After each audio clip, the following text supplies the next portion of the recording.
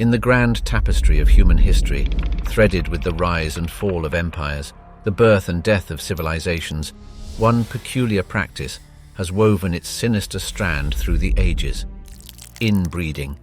From the royal houses of Europe to the pharaohs of ancient Egypt, the corridors of power have echoed with this disturbing melody. But what were the ramifications of this practice, and how did it shape the course of history? Consider Charles II of Spain, the unfortunate product of Habsburg inbreeding, whose litany of health problems and impotence led to the end of a dynasty in the late 17th century. Or take the ancient Egyptian pharaohs like Tutankhamun, who was the result of a brother-sister union and was plagued by physical deformities and health issues. But why, you might ask, did these influential figures indulge in a practice we now know to be biologically risky? The answers are as complex as the genetic codes it intertwines. The desire to maintain pure bloodlines, to concentrate power, to control alliances. The reasons were myriad and entwined with the social and political fabric of the time. Yet, as Charles Darwin wisely observed, in the long history of humankind and animal kind too, those who learned to collaborate and improvise most effectively have prevailed. It seems that inbreeding, while consolidating power in the short term, was a perilous gamble against nature's insistence on diversity. Join us as we tread the shadowy paths of inbreeding through history, unearthing the tragic tales and examining the far-reaching consequences of this controversial practice. Welcome to the Diary of Julius Caesar. Echoes through time. The intricate dance of inbreeding. Inbreeding fundamentally involves the union of individuals closely related by ancestry, a practice more prevalent in history than one might imagine. These unions were often orchestrated by societies and cultures across the globe, from remote islands to grand kingdoms. But why, one might ask, would such a practice be prevalent? The motives were as varied as the cultures themselves. Ancient societies, for example, believed in preserving their societal fabric by maintaining bloodlines within their own kin. It was a well-calculated move, an attempt to protect their heritage, status, and at times their wealth. The royals of Egypt, famous for their majestic pyramids and cryptic hieroglyphs, were also known for their marital traditions, where siblings shared marital bonds to preserve the purity of their royal lineage. Indeed, the echoes of Pharaoh Akhenaten and Queen Nefertiti's union still reverberate through the corridors of history. Their story, full of power and passion, was also an emblematic representation of the societal norms of their time. By preserving their bloodline, they aimed to keep the royal scepter from falling into the hands of the undeserving. The notion of inbreeding, however, wasn't confined to the banks of the Nile. It crossed oceans and continents, finding its way into the regal courts of Europe. The House of Habsburg, a name that commands respect in the pages of European history, was known for similar practices. The infamous Habsburg jaw, a distinct physical characteristic, was a testament to their familial intermarriages. It's important to acknowledge that these practices were not without consequences. The intertwining of close bloodlines increased the chances of undesirable traits and ailments, a price paid for the preservation of power and status. The same Habsburg jaw became a mark of the health issues that plagued the lineage, leading to their eventual downfall. Contrary to popular belief, the practice wasn't limited to regal or noble bloodlines. Inbreeding was also found in isolated communities, hidden away from the prying eyes of the world. Here, the motives were often different: lack of viable partners, geographical isolation, or societal norms. The secluded communities on the Isles of Tristan da Cunha provide a prime example of such occurrences. Whispers from the sands of time, the Pharaonic dance of bloodlines. As we tread through the shifting sands of time, we are drawn to the land of the Nile, a cradle of ancient civilization that shaped the course of history. The grandeur of the pharaohs of Egypt, their enigmatic practices, and their intriguing legacy remain imprinted on the sands of this timeless landscape. Among these practices, one that has woven itself into the tapestry of their narrative is the tradition of inbreeding.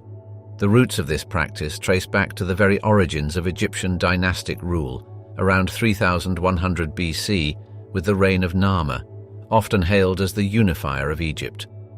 This trend of preserving the purity of the bloodline, however, reached its zenith during the Ptolemaic dynasty, a period extending from 305 BC to 30 BC. In the heart of this dynasty, we find the tale of Ptolemy II Philadelphus, a pharaoh whose marriage to his full sister Arsinoe II was a source of both fascination and controversy. The Ptolemaic pharaohs often justified these unions by associating themselves with the divine siblings Isis and Osiris, thus adding a touch of divine sanction to their earthly deeds. The tale of Cleopatra VII, the last active ruler of the Ptolemaic kingdom, is another captivating chapter in this saga. Known for her intelligence and charisma, Cleopatra was a product of generations of familial intermarriages. She herself married two of her younger brothers, as was custom, maintaining the tradition of her ancestors. The practice wasn't merely a matter of tradition or a demonstration of power. There were political undertones too. By marrying within the family, the pharaohs ensured the consolidation of power and wealth, eliminating potential threats from ambitious outsiders. The royal blood remained within the royal household, and the scepter of power was safely passed down the line of succession. However, this practice was not without its shadows. The intertwining of closely related bloodlines had its consequences, often surfacing in the form of health complications.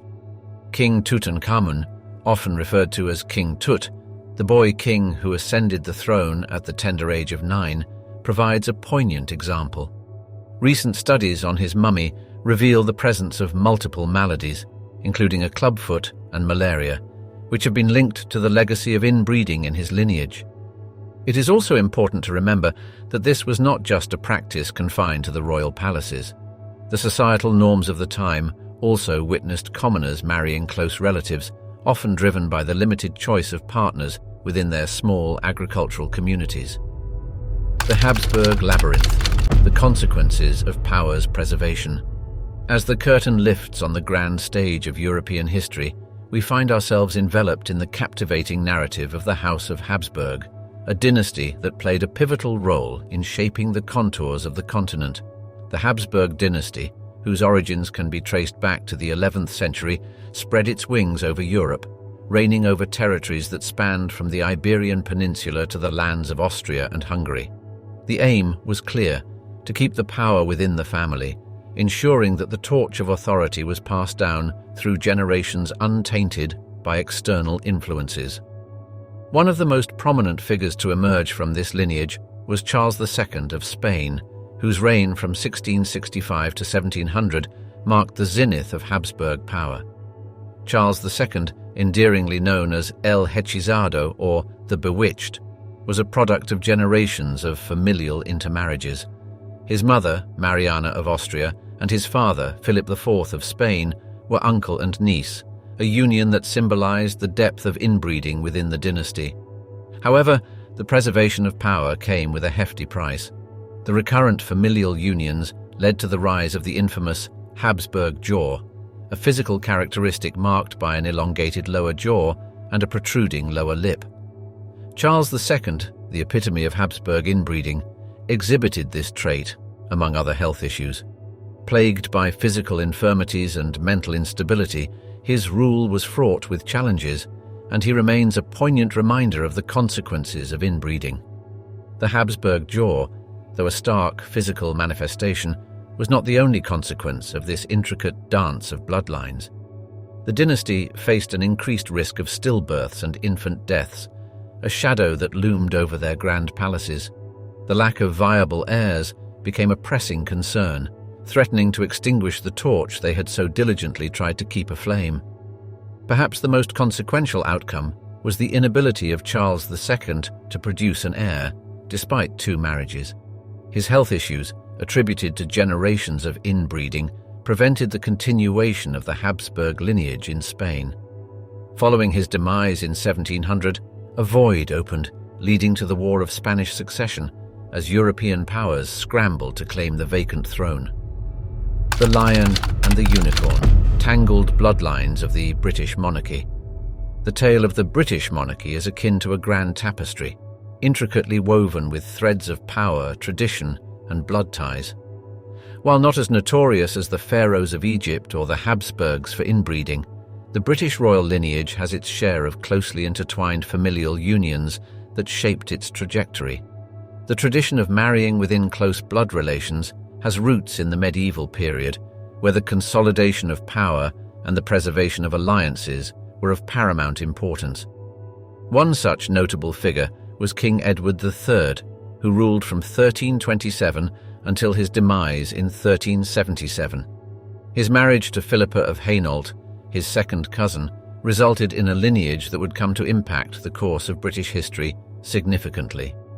This web of interconnected royal bloodlines culminated in the reign of Queen Victoria, often touted as the grandmother of Europe. Her rule, which extended from 1837 to 1901, saw her children intermarrying into various European royal houses, creating a network of relationships that spanned the continent. Queen Victoria herself married her first cousin, Prince Albert of Saxe-Coburg and Gotha, a union that produced 9 children. The practice of marrying within close relations, however, was not without consequences. Haemophilia, a blood-clotting disorder, found its way into the royal lineage, believed to have been introduced by Queen Victoria herself. One of her sons, Leopold, Duke of Albany, inherited this condition, leading to a life fraught with health complications. The royal disease, as it was often referred to, became a poignant symbol of the perils of royal intermarriage. This genetic condition spread to various European royal houses through Victoria's daughters, who were carriers of the gene. As we tread further into the 20th century, we see a shift in the marital practices of the British monarchy. The tradition of marrying within close blood relations began to fade, reflecting the changing social norms and understanding of genetics. Prince Philip, the Duke of Edinburgh, and Queen Elizabeth II are third cousins, both great-great-grandchildren of Queen Victoria. However, since their union, no other close familial marriages have occurred in the British royal family. The enigmatic puzzle of heredity, inbreeding's invisible hand. The intricate tapestry of human genetics is a marvel of nature, each thread weaving a complex and unique pattern that tells the story of our ancestry. However, when these threads are knotted too tightly, the fabric of our genetic legacy becomes fraught with challenges. Inbreeding, a phenomenon observed in various societies throughout history, has left its indelible mark on humanity, manifesting in numerous genetic and health consequences. The story of inbreeding's impact on human genetics dates back to ancient civilizations, where familial unions were orchestrated to maintain power and wealth within close circles. The consequences of such unions, however, were often obscured, only to be unveiled by the march of scientific progress. The study of genetics, a relatively young field of inquiry, has unraveled the mysteries of inbreeding's effects on human health. Gregor Mendel, the father of modern genetics, laid the groundwork for understanding heredity in the mid-19th century through his pioneering work on pea plants. Mendel's laws of inheritance provided valuable insights into the world of genetics, illuminating the potential risks of inbreeding. Inbreeding reduces genetic diversity, increasing the likelihood of inheriting undesirable traits and amplifying the risk of hereditary diseases. These conditions, often recessive, surface with greater frequency when closely related individuals reproduce. In recent history, the scientific community has made great strides in understanding the genetic implications of inbreeding. One notable figure in this realm is British statistician and geneticist Sir Ronald Aylmer Fisher, who, in the early 20th century, developed the concept of the coefficient of inbreeding. This measure quantifies the probability of 2 alleles at a given locus being identical by descent, helping us assess the risks associated with inbreeding. The consequences of inbreeding are not limited to the pages of history books. Today, many isolated communities worldwide still practice consanguineous marriages, leading to increased incidences of genetic disorders. One such example is the island of Pingelap in Micronesia, where a considerable percentage of the population suffers from a rare genetic condition called achromatopsia, or total color blindness, due to the island's isolation and limited gene pool. The advent of genetic counseling and screening has provided a ray of hope in mitigating the risks associated with inbreeding. Pioneers like Sheldon Reed, who coined the term genetic counseling in the 1940s, have paved the way for a better understanding of the interplay between genetics and reproduction, empowering individuals to make informed decisions about their family planning. The wild dance of genes, inbreeding in the animal kingdom. In the vast and varied panorama of nature, inbreeding plays out as an intriguing paradox. While human societies have long recognized its perils, many animal species routinely practice inbreeding as a normal part of their survival strategy. This journey takes us back to the early 19th century, when the understanding of inbreeding in nature was just beginning to unfold.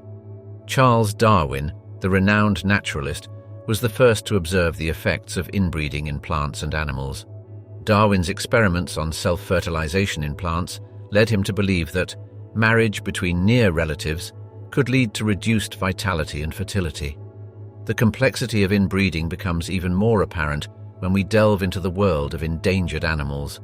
The plight of the Florida panther, a majestic creature teetering on the brink of extinction, provides a glimpse into the intricate dance of genetics. In the 1990s, only a few dozen of these panthers roamed the wilds of Florida. With such a small population, inbreeding became unavoidable. The result was a slew of genetic issues, such as heart defects and kinked tails, threatening the survival of the species. However, nature, in her infinite wisdom, has a way of balancing the scales. In 1995, in a bold conservation move, wildlife biologists introduced 8 female Texas cougars into the Florida panther's habitat. This infusion of fresh genetic material, or genetic rescue, led to a significant increase in the panther population, showcasing the potential of proactive interventions in the face of inbreeding. Moving across the globe, we encounter another example in the Galapagos Islands, a place renowned for its unique biodiversity. Here, the population of Galapagos hawks, isolated by the vast expanse of the Pacific Ocean, offers a lesson in inbreeding. Studies led by Patricia Parker, a noted ornithologist, discovered that these hawks have been inbreeding for generations without apparent detriment. In fact, they seem to have developed mechanisms to purge deleterious alleles, underscoring the fascinating adaptability of nature. In the realm of the tiny, the world of insects provides a different perspective. Many insect species, including ants and bees, reproduce through a method called haplodiploidy. In this system, males develop from unfertilized eggs and are haploid, carrying only a single set of chromosomes from their mothers. This peculiar system of reproduction results in highly related sisters, a form of inbreeding that contributes to the highly cooperative societies observed in these species. Silent echoes, the genetic ripples in isolated human communities. In the isolated pockets of the world, where human communities thrive in seclusion, a unique narrative of genetics and heritage unfolds. The story of inbreeding in such communities, while steeped in tradition and necessity, also provides crucial insights into the dance of chromosomes and the implications of this intimate genetic ballet. To understand this, we must journey back to the 18th century, to the remote and rugged landscape of Tristan da Cunha, an island in the South Atlantic. Its discovery by the Portuguese explorer Tristão da Cunha in 1506 marked the beginning of its fascinating history. However, it was not until 1816 that the British Navy formally settled the island to prevent French use during the Napoleonic Wars. With the passage of time, the island's population grew but remained largely cut off from the outside world, leading to a tight-knit community with a limited pool of genetic diversity. Over generations, the population of Tristan da Cunha, now around 250, has become a living testament to the implications of inbreeding in isolated communities. The islanders, bound by the geographic constraints and historical circumstance, have lived with the spectre of certain hereditary disorders, such as retinitis pigmentosa, a type of progressive vision loss.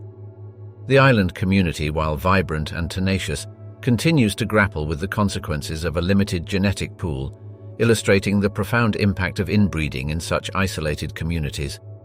Yet it's not only geographic isolation that can lead to inbreeding.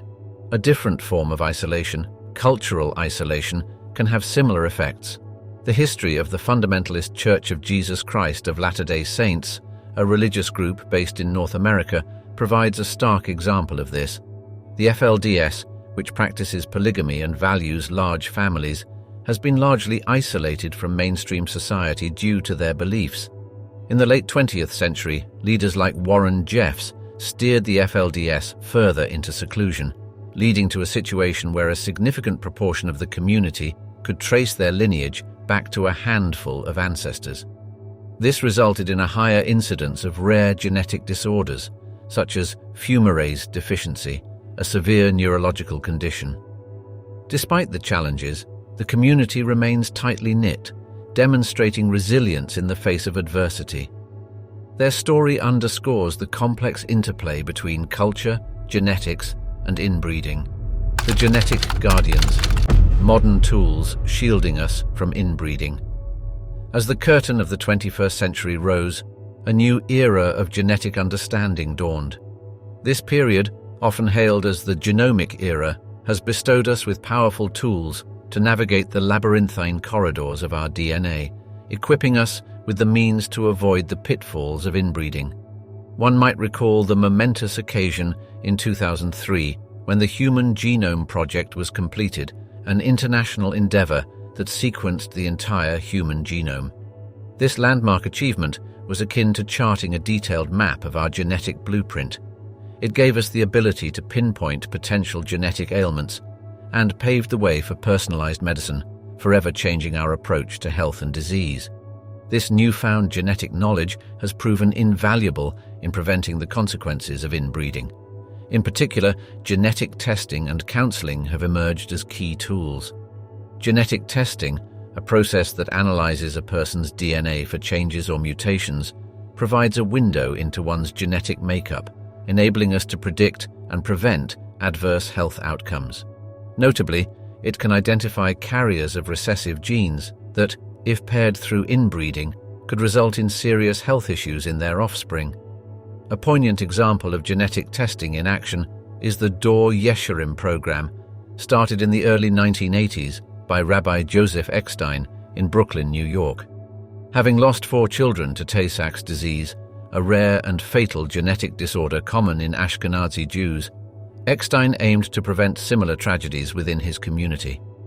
Through confidential genetic screening and a matching service for potential couples, the program has significantly reduced the occurrence of Tay-Sachs and other genetic diseases, demonstrating the power of genetic testing in combating the effects of inbreeding. Alongside genetic testing, genetic counseling plays a pivotal role. Genetic counselors, akin to lighthouses guiding ships through treacherous waters, help individuals and families understand and adapt to the implications of genetic disorders. They can assess the risk of a couple having a child with a genetic condition and provide guidance on how to manage these risks. One of the early pioneers in this field was Sheldon Reed, who coined the term genetic counseling in the 1940s. Reed's work at the Dite Institute for Human Genetics in Minneapolis laid the groundwork for the profession. His philosophy was that genetic counseling should empower individuals to make informed decisions about their genetic health, a principle that remains at the heart of the profession today. The advent of these genetic tools is not just a scientific triumph, but a beacon of hope for those grappling with the specter of inbreeding. Through genetic testing and counseling, we have been given a powerful shield against the potential adversities of inbreeding. These tools illuminate the shadows of our genetic makeup, enabling us to tread more confidently through the intricate dance of inheritance. How laws shape the landscape of inbreeding. As we navigate the labyrinth of human relationships, we often find ourselves bound by a variety of invisible threads. One such thread is the law, a complex tapestry woven with the fibers of societal norms, ethics, and the principles of health and well-being. It is within this tapestry that the rules and regulations pertaining to inbreeding are intricately stitched. In many parts of the world, laws prohibit close relatives from entering into marital unions, primarily due to the risk of adverse genetic outcomes. The United States, for instance, has a complex patchwork of laws that vary from state to state. In some states, like Rhode Island and New Jersey, marriage between first cousins is permissible, while others, like Texas and Arizona, strictly prohibit it. This patchwork reflects an ongoing debate about personal freedoms versus public health. A stark contrast to the US is found in the laws of South Korea. Until 1997, the country had an age-old law known as the Same Surname and Same Origin Clause. It prohibited marriage between individuals with the same surname and ancestral home, regardless of their degree of relatedness. While initially designed to prevent inbreeding, the law eventually came under scrutiny due to its restrictive nature, and after much societal debate, was abolished. One cannot delve into this subject without mentioning the historic legal case of the Haldane sisters in England. In 1935, Helen Spurway, wife of famed geneticist J.B.S. Haldane, and her sister Naomi Mitchison found themselves in a peculiar situation. Both women carried a gene for a condition called night blindness and wanted to ensure they did not pass it on to their children. This led them to test a legal boundary, asking if they could marry the same man, assuming he did not carry the gene. The case, widely covered by the media, triggered a profound discussion on genetics, inbreeding, and the law. Though the sisters never went through with their plan, the case served as a catalyst for conversations on genetic disorders and inheritance. As we cross the Atlantic, we find Brazil, a country that has taken a unique approach to combat inbreeding. In the isolated community of Canudos, where consanguineous marriages were common, health officials introduced a program known as Programa Saúde da Família, or Family Health Program. Rather than using legal measures, the program used education about genetic risks to reduce inbreeding. By 2005, a significant decline in such marriages was observed, demonstrating the potential of education as an alternative to legal constraints. Echoes of the past, unraveling the tapestry of genetic disorders in inbred populations. In the mysterious labyrinth of human genetics, certain patterns have emerged over the centuries, linking the threads of our past to the health outcomes of today. In populations with high levels of inbreeding, this pattern has manifested itself in a heightened prevalence of particular genetic disorders. One such disorder is cystic fibrosis, the most common life-threatening genetic disease among people of European descent. First identified as a unique disease by Dr. Dorothy Anderson in 1938, it is believed to have originated around 3000 BC in the Fertile Crescent. It's thought that carriers of the cystic fibrosis gene had a survival advantage during cholera outbreaks because they were less likely to lose vital body fluids. In today's world, however, the disease leads to severe respiratory and digestive problems. In the Middle East, another genetic disorder known as thalassemia presents a similar tale. Characterized by the production of abnormal hemoglobin, thalassemia was once a survival trait against malaria, much like sickle cell anemia in Africa. Today, in the absence of malaria, thalassemia has become a burden. Historical records indicate that it has been prevalent in the region for centuries. An ancient Greek text by Hippocrates describes a condition strikingly similar to thalassemia, highlighting the disease's deep historical roots. The isolation of island communities has also led to the prevalence of unique genetic disorders. On the island of Pingalap in the Pacific Ocean, a significant percentage of the population suffers from a condition known as complete achromatopsia, which results in total color blindness. This condition can be traced back to a typhoon in 1775, which left only 20 survivors, one of whom was a carrier of the achromatopsia gene. As the island's population grew from these survivors, the gene became widespread. While these conditions present significant challenges, modern science has brought hope. The advent of gene therapy, a technique that introduces, removes, or changes genetic material, has opened new avenues for treatment. In 2017, the FDA approved the first gene therapy for a genetic disease, a form of inherited blindness.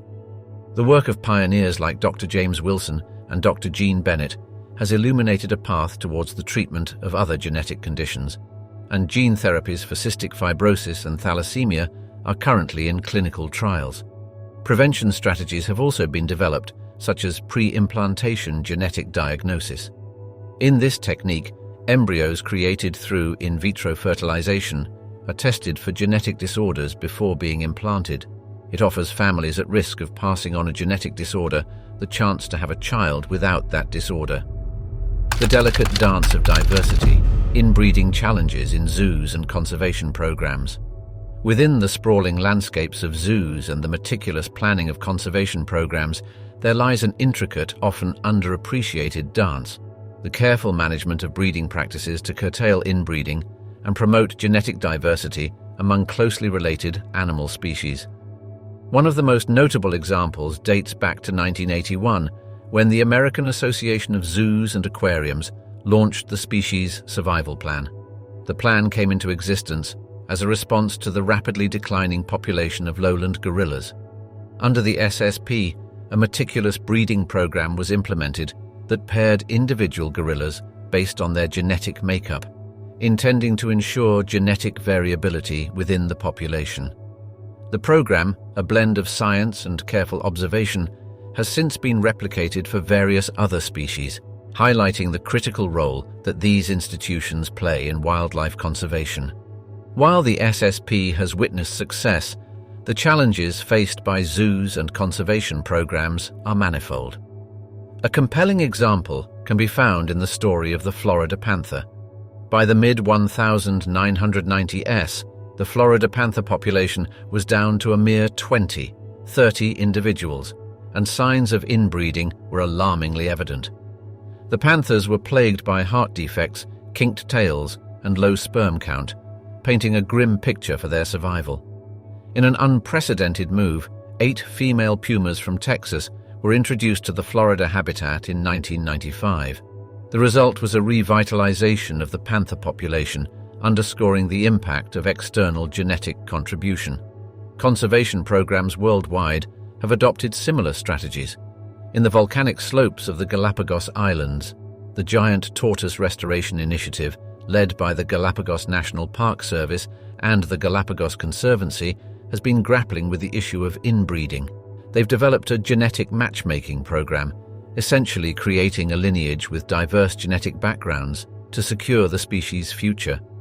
Yet, in the words of famed conservationist Gerald Durrell, saving a species is a long-term business. The challenge lies not only in managing inbreeding, but also in ensuring the survival of these species in their natural habitats. This was particularly evident in the case of the California condor.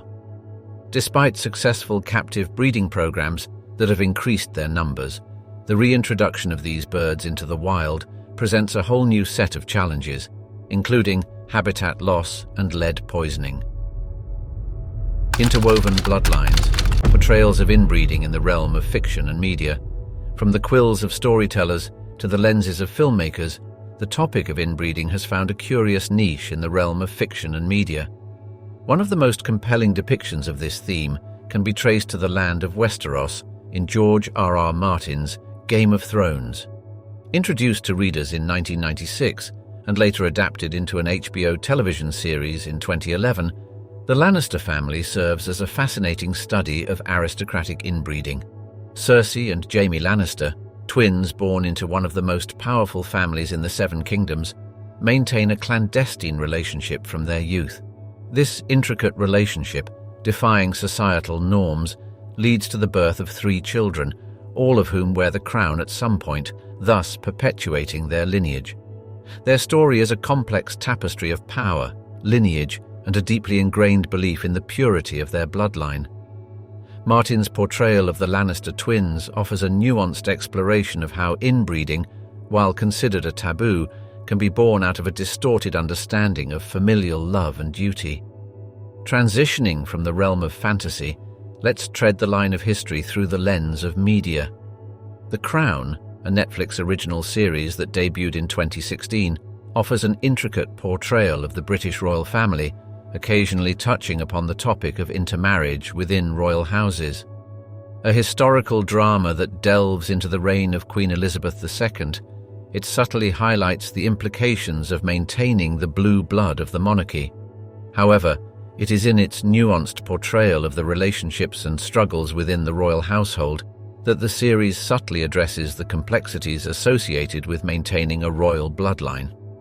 Another fascinating representation in media is the Spanish film The Nameless, released in 1999. The movie centers around a secret society indulging in inbreeding to create a new, pure lineage. This portrayal underlines the sinister potential of inbreeding when misconstrued ideologies dictate societal norms. The Japanese manga and anime series Koi Kaza, released in 2001, also takes on this delicate topic. The narrative revolves around a romantic relationship between a brother and sister, separated for years and unknowingly reunited. The series doesn't shy away from the societal and emotional implications of their bond, creating a platform for viewers to question societal norms and familial bonds. As we draw the curtains on this intriguing journey through the intricate tapestry of inbreeding and its genetic implications, we are reminded of the delicate dance of nature and nurture, and the profound ways our histories have been sculpted by the genes of our ancestors. In the wise words of the renowned British geneticist J.B.S. Haldane, "The universe is not only queerer than we suppose, but queerer than we can suppose." As we've seen from the quiet island of Pingelap to the vibrant landscapes of the Middle East, the quirks of our genetic heritage can often be as surprising as they are impactful. Yet, as we stand on the threshold of a new era, an era illuminated by the rapid advancements in genetic science, we're handed a potent tool set to rewrite some of the old narratives. We have the power to not just understand our past, but to also shape our future, to ensure the dance continues, but with a rhythm that sings the tunes of health and prosperity for all. Until next time, remember that every strand of DNA tells a story, and every story is a part of us. Embrace the mystery, the beauty, and the lessons they hold. After all, as Charles Darwin put it, the mystery of the beginning of all things is insoluble by us, and I, for one, must be content to remain an agnostic. Our journey of discovery continues,